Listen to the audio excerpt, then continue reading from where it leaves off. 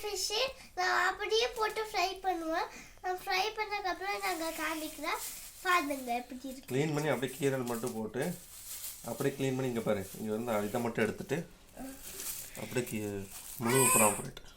Hi எல்லோரும் எப்படி இருக்கீங்க? ஸோ இன்றைக்கி பார்த்தீங்கன்னா சண்டே விலாகில் வந்து நண்டு கிரேவியும் வவால் மீனும் வந்து ஹஸ்பண்ட் எடுத்துகிட்டு வந்திருந்தார். சேம் அதே கடையில் தான்.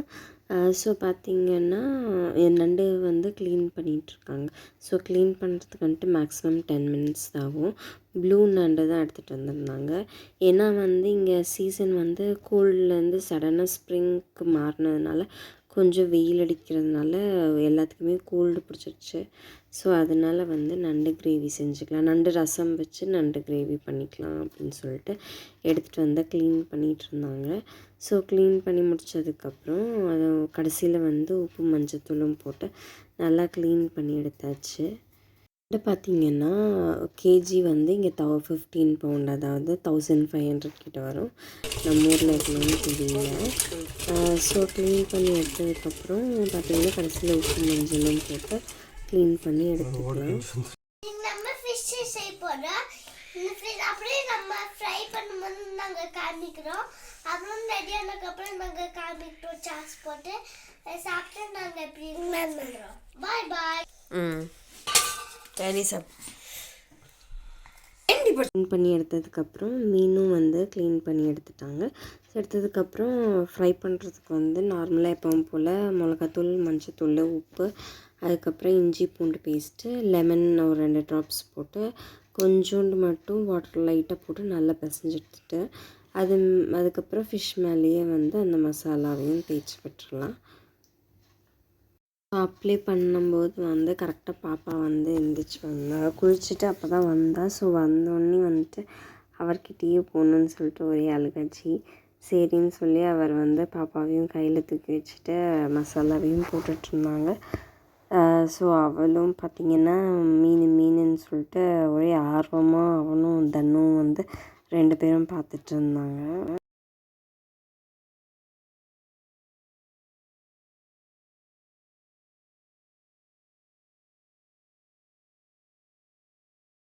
வைக்கிறதுக்கு பார்த்திங்கன்னா சீரகம் குருமிளகு போட்டு கொஞ்சம் அரைச்சி எடுத்துகிட்டு அதுலேயே வந்து சின்ன வெங்காயம், இஞ்சி, பூண்டு எல்லாம் போட்டு கொஞ்சம் குறக்குறான்னு அரைச்சி எடுத்துக்கோங்க. அரைச்சி எடுத்ததுக்கப்புறம் வந்து பார்த்திங்கன்னா சூப் வச்சிடலாம். ஸோ அதுக்குள்ளே பசங்களுக்கு வந்துட்டு பசிச்சதுன்னு சொல்லி ஆப்பிள் கட் பண்ணி கொடுத்தாச்சு. ஸோ அதனால் அவளும் பாப்பாவும் வந்து விளாண்டுட்டு இருந்தா. ஸோ அந்த கேப்பில் பண்ணிடலாம்னு சொல்லிட்டு பண்ணிகிட்ருந்தோம். ஸோ சூப் வைக்கிறதுக்கு பார்த்திங்கன்னா குக்கரில் வந்துட்டு ஒரு 2 ஸ்பூன் மட்டும் ஆயில் போட்டுட்டு அரைச்ச பேஸ்ட்டை வந்து அதில் போட்டு நல்லா மிக்ஸ் பண்ணிவிட்டு நம்ம தக்காளி கடைசியாக ஆட் பண்ணி 2 நண்டையும் ஆட் பண்ணி ஒரு 2-3 விசில் விட்டுறலாம் உப்பு போட்டு. ஸோ பண்ணும்போது வந்து கரெக்டாக பாப்பா அழுதான்னு சொல்லிட்டு அதை வீடியோ எடுக்க முடியல. ஸோ சூப் வந்து நல்லாவே ரெடி ஆகிடுச்சு. ஸ்மெல்லுமே வந்து ரொம்ப சூப்பராக இருந்துச்சு. ஸோ சூப்பை வந்துட்டு பையனுக்கு வந்து கொடுத்துட்டோம். ஸோ பையனுக்கு கொடுத்துட்டு பாப்பாவுக்கு வந்து பாப்பா தூங்கிட்ட கொடுக்கும்போது ஸோ அதனால் அவளுக்கு தனியாக எடுத்து வச்சுட்டோம். நண்டு ரசமும் நண்டும் வந்து கொஞ்சம் எடுத்து வச்சிட்டோம். சரின்னு சொல்லிட்டு பையனும் வந்து சாப்பிட்டுட்டு இருந்தான்.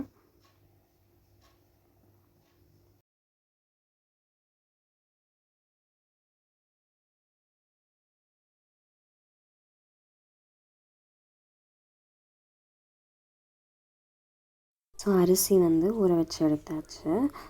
ஸோ அதுக்கப்புறம் பார்த்திங்கன்னா ஹஸ்பண்ட்க்கு வந்து டீ வச்சு கொடுத்துருக்கணும். ஸோ என்ன தான் சூப் கொடுத்தாலும் வந்து டீ வேணும் கண்டிப்பாக. ஸோ அதனால் வந்து நார்மலாக எப்பவும் போகிற மாதிரி 3 ரோசஸ் டீ தூள் போட்டு டீயும் வச்சு கொடுத்தாச்சு. ஸோ பசங்களுக்கு வந்து ஆப்பிள் கொடுத்ததுனால பையனுக்கு தனியாக பாலத்தி கொடுக்கல. ஸோ அப்போ அவன் வந்து சூப்பும் ஆப்பிளும் சாப்பிட்டுட்டான். ஸோ சைட் பை சைடில் வந்து ரசமும் வச்சாச்சு. ஸோ ரசமும் வச்சுட்டு சாப்பாடும் ஃபஸ்ட்டு வச்சு எடுத்தாச்சு. ஸோ அதை இறக்கிட்டோம் அப்படின்னா கடைசியில் கிரேவி பண்ணிக்கலாம் அப்படின்னு சொல்லிட்டு ஃபஸ்ட்டு இது 2ம் வச்சாச்சு. ஸோ கிரேவி பண்ணுறதுக்கு பார்த்திங்கன்னா பேனில் வந்து ஆயில் ஊற்றிட்டு நல்லா கொஞ்சம் நிறையாவே ஆயில் ஊற்றிக்கலாம். ஸோ அப்போ தான் எண்ணெய் மாதிரி வரும். ஆயில் ஊற்றிட்டு அதுக்கப்புறம் 2 பட்டை, 2 கிராம்பு, சோம்பு, அதுக்கப்புறம் ஒரு பிரியாணி இலை போட்டு நல்லா வதக்கி எடுத்துக்கோங்க. வதக்கி எடுத்ததுக்கப்புறம் சின்ன வெங்காயம் கொஞ்சம், பெரிய வெங்காயம் கொஞ்சம், நீங்கள் பெரிய வெங்காயம் யூஸ் பண்ணிக்கலாம். ஸோ பெரிய வெங்காயமும் போட்டு நல்லா வதக்கிக்கோங்க. ஸோ நல்லா வதங்கினதுக்கப்புறம் பார்த்திங்கன்னா இஞ்சி பூண்டு பேஸ்ட் ஆட் பண்ணிக்கோங்க. இஞ்சி பூண்டு பேஸ்ட்டும் போட்டு நல்லா ஆட் பண்ணி நல்லா வதங்கி வரணும். நல்லா வதங்கினதுக்கப்புறம் தான் வந்து நீங்கள் தக்காளி ஆட் பண்ணணும். ஸோ அப்போ தான் அந்த குஜ்ஜு கன்சிஸ்டன்சி வந்து நல்லா வரும். ஸோ இஞ்சி பூண்டு பேஸ்ட் வந்து ஆட் பண்ணதுக்கப்புறம் கடைசியில் தக்காளி ஆட் பண்ணி அதையும் நல்லா வந்து ஃப்ரை பண்ணி எடுத்துக்கோங்க.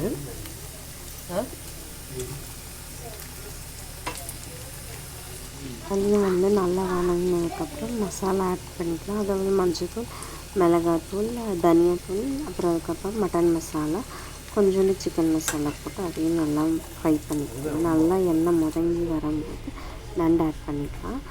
ஸோ நண்டு பார்த்திங்கன்னா அந்த பேன் எனக்கு பத்தாதனால நான் வச்சு வச்சுட்டேன். ஸோ கடைசியில் பார்த்திங்கன்னா நல்லா தண்ணி எல்லாம் கொதிச்சு ஒரு 10-15 மினிட்ஸ் ஆகும். ஸோ 15 மினிட்ஸ் கழிச்சு நல்லா எண்ணெய் முதங்கி வரும்போது ஸ்டவ் ஆஃப் பண்ணிடுங்க. ஸோ நண்டு வந்து சூப்பராக ரெடி ஆயிடுச்சு.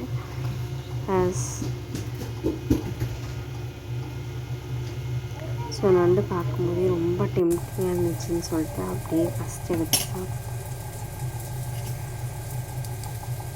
ஸோ நண்டு வந்து எனக்கு பிச்சு சாப்பிட தெரியாது. ஸோ ஹஸ்பண்ட் தான் வரணும். அவர் வந்துட்டு கார்டன் க்ளீன் பண்ணிட்டு இருந்தாருன்ட்டு ஸோ நானே வந்துட்டு அப்படியே சுட எடுத்து ஸ்பூனில் சாப்பிட்டாச்சு. ரொம்பவே டேஸ்ட்டாக இருந்தது. நிஜமாகவே கண்டிப்பாக ட்ரை பண்ணுங்கள்.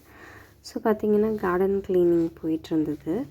ஏன்னா வந்து வின்டர் சீசன் முடிஞ்சு இப்போ தான் ஸ்ப்ரிங் ஆரம்பிக்கிறதுனால கார்டன் க்ளீனிங் எப்போவுமே வந்துட்டு பண்ணுவோம் ஸ்டார்டிங்கில்.